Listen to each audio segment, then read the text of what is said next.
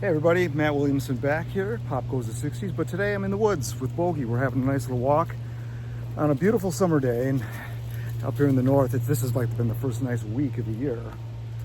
Multiple warm days. Those of you in the north will understand. Wanted to get out here, and that's why I'm out here doing this video here, killing two birds with one stone. But I wanted to also pay tribute to two heavy hitters we've lost, and that's Brian Wilson and SLY Stone. Just give some my reaction, and a couple people have asked about it. So it reminded me of a video I did 3 years ago already. Hard to believe it's been 3 years ago when Charlie Watts had passed away. And he was one of the heavy hitters I pointed out, and at that time I thought, well, we're going to start losing a lot of these guys because they're in their 80s or about to be in their 80s. And at that point, the big three were still around. We still have our big three, which I claim to be Paul McCartney, Mick Jagger, Bob Dylan. And I pointed those guys out. Obviously, they're still with us. There's several other people that are still with us that I pointed out 3 years ago. So it's been kind of a nice run for us. I did do some tributes on two people that had passed. One was David Crosby and then Jeff Beck. I don't do tributes to everybody that passes away. There are channels, I guess, out there that specialize in that. Hold on, Bogey. And, I'll just do the ones typically that have a great deal of meaning to me. And SLY Stone and Brian Wilson certainly do. I wanted to wait a little bit before I did this one because, you know how it is. Everybody's tripping over themselves to be the first to eulogize somebody on YouTube and kind of in social media and all that. And I just wanted the smoke to clear a little bit and give it some thought. And let's start with SLY Stone because he probably the lower profile of the two, a lot less talked about based on what I've seen. But his contribution was huge. I mean, there's basically SLY and the Family Stone put forth the idea of there's really two kinds of black music. The stuff before SLY and the Family Stone and the stuff that came after SLY and the Family Stone. So that's very true. And this whole idea of SLY Stone pioneering funk, though he didn't really invent it, I mean, that typically goes to the godfather of soul, James Brown. But James Brown having been solidified his work in the, prior to that time, people don't really associate Brown with the psychedelic funk period that began with SLY Stone. And then Stone got very involved. Well, just to tell you how influential he was, all the other Motown acts, they weren't bands, they were vocal groups, started adopting the SLY Stone look and that funk feel. The best example would be The Temptations with songs like Psychedelic Shack and Ball of Confusion, that kind of stuff. And it became very much in vogue. You pretty much had to be espousing some of the counterculture's talking points like civil rights or anti-war. And we saw in the case of SLY and the Family Stone, the Black Panthers getting involved. And so it got involved literally politically. The Panthers wanting to use Stone for their own devices and even going so far as to demand that they swap out their white players for black players. So it got really interesting. And many of you lived through that time, and it got very dark. And it got even dark for SLY Stone because of the drugs. And as he started to dive more into drugs is when his career started to fail. So SLY and the Family Stone's first three albums, which were very good, but they're not masterpieces like the fourth album, Stand.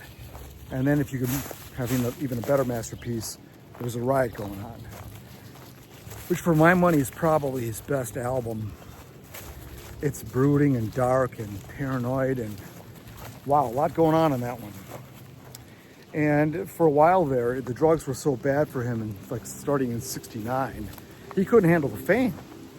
I mean, the fame coupled with cocaine and PCP was not a good combination. And basically he didn't produce barely anything for like 2 years before that '71 album came out and There's a Riot Going On, which took like a year and a half to do. So anyway, those are the things that slow down an artist. And by 1973, that began his basic decline sales-wise, and then he just petered out altogether and didn't do much recording post 1980.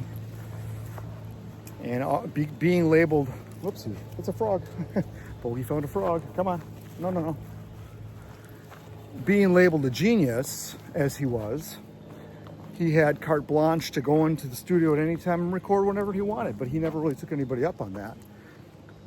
He was either too burnt out or didn't have material or whatever it was, but it was people expected more from him because he was so great.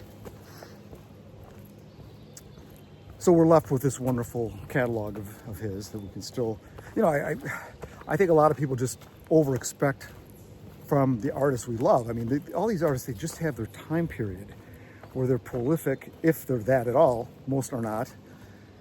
But they have that time, and then that time passes. And we try to keep setting the stage for them to repeat that time, and few can. Bring me to Brian Wilson. Now, Brian, both of these guys were huge. They were so influential. Brian Wilson in a much different way, in a musical production way, and what I would call a symphonic way that was brought to popular music. What he could hear in his head, he was able to translate onto record like nobody else has done. Not much since. I mean, now you can do it because you got computers. He was doing this without any of that. And one of the things that Brian Wilson was always a fan of Phil Spector, but Spector wasn't fit to tie Brian Wilson's shoelaces. I mean, by the time Spector's contribution was very big, no question about it. But his contribution was done in '65, after which he was completely washed up. That's when Brian Wilson took over. That's when he began his greatest period. And Brian Wilson's flame burned hot for a couple of years, and then drugs took their toll on him as well. Now, let's go this way. Come on. Now, in the case of Brian Wilson, yeah, that's fine. He had some mental problems too, which coupled with drugs are never a good combination. So by '67, we all know the famous Smile project was never completed because he, was unable to complete it. Let's just leave it at that. And in the years following, he actually spent some time institutionalized, which doesn't get talked about very much. That was in 1968, and he was sporadically recording music with the group and writing music and some excellent music during this time. But he had never reached the heights of Pet Sounds again. And as most people know, Pet Sounds, a great work of art. We'll leave it at that. I won't bore you with hyperbole.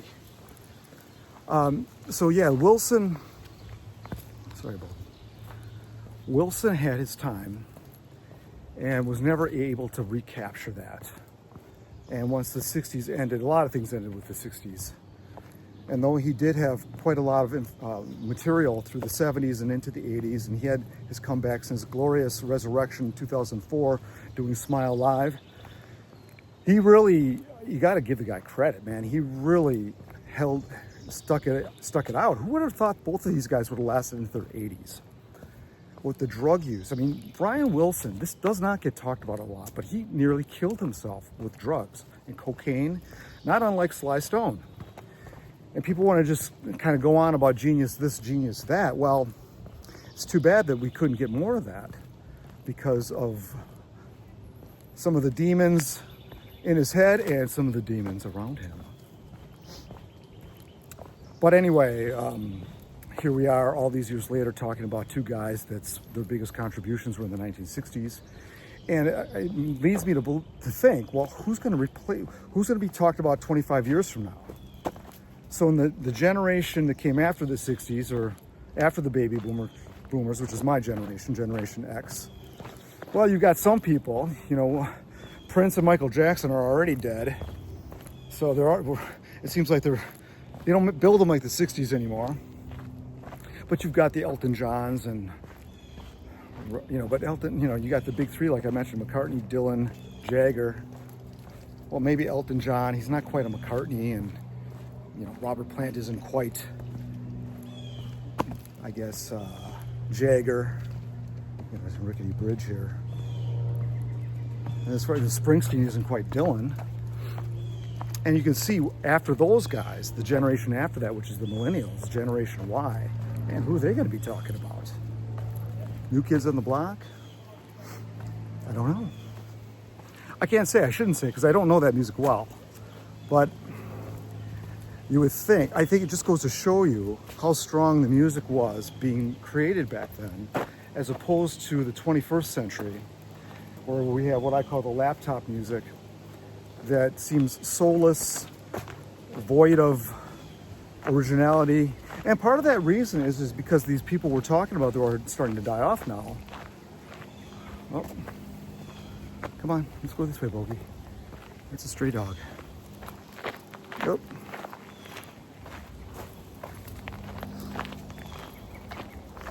And part of the reason we can't find people to replace these giants, these heavy hitters, is because they've blazed all the trails. The trails are charred ruins with what they did. There's nothing more to do. How do you top some of that stuff? How do you take melodies to a higher level than some of these people, or songwriting, or production, or funk? I mean, I don't consider rap. I got a video to do on rap someday, folks. I'll save my opinions for that time.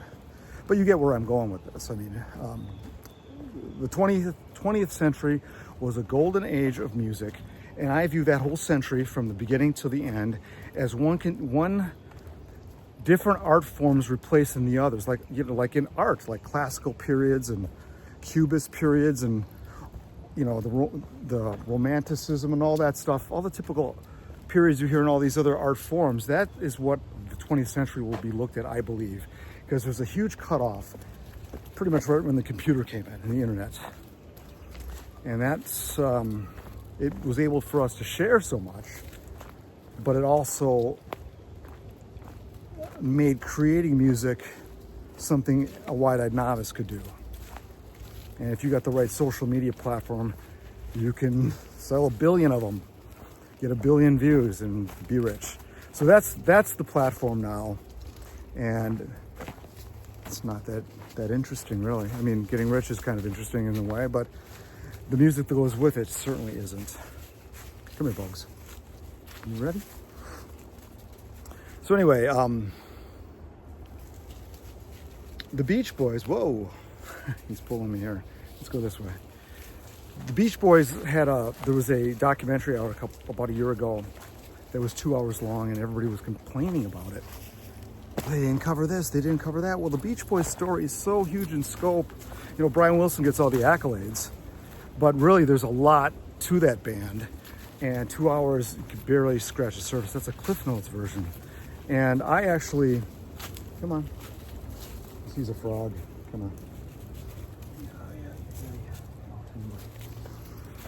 I did a 6-part series on the Beach Boys that, if you add it up, was 3 hours long. But I only basically went up to 1975, so there was a lot to cover. So I'm going to leave some links to that series at the end of this video. And I still haven't done a SLY and the Family Stone band history, which I'd love to do. I do have some of the groundwork started, but when I'll get to it, I don't know. But who's next?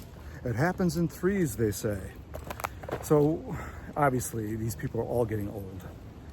It's not going to be a big shock to any of us to lose them. We just start to take stock in our youth, I think, is what it makes us do. And I think that's a good thing.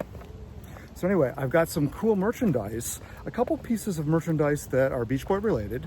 And you can find that at popgoesthe60s.com. Check it out. Great values and fun stuff. And I will see you here again on Pop Goes the 60s. In this world